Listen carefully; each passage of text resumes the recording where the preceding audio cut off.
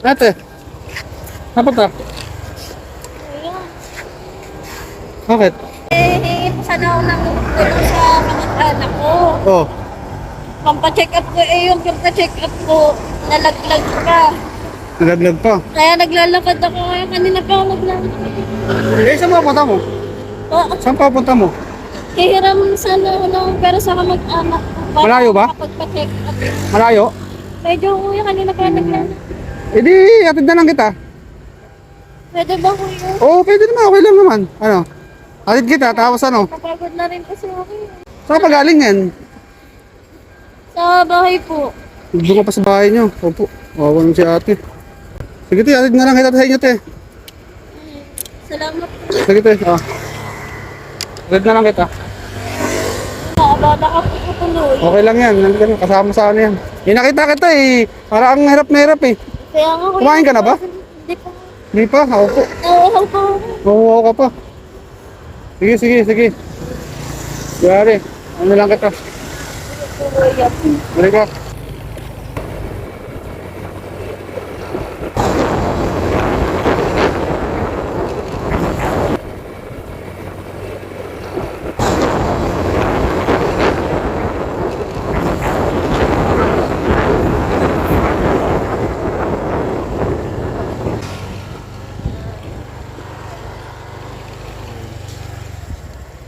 Yun, ah. Salamat po ng marami po kuya.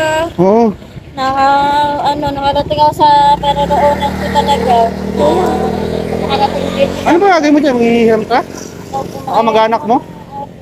Magpa-check up po po kuya. Ah, kasi paano kung wala ka makuha dyan? Sayang na papunta mo pabalik. Maglalakad na lang po ulit ako. Naku po, yari. Layo pa naman lalakarin mo kanina. Layo pa naman ang pinanggalingan mo kanina. Ayun nga po eh. Bahala na po. Eh, nga mo na, sige. Ito, Teo, meron akong ano. Ano kayo? Sige na. Okay na po. Sige na, Teo, ano mo na lang. Ano mo na to. Malaking tulong na po yung ginawa niya sa akin na hatid po ako dito. Sige, sige, okay na to. Pang ano, mamaya di ka bigyan ng kamag-anak mo eh.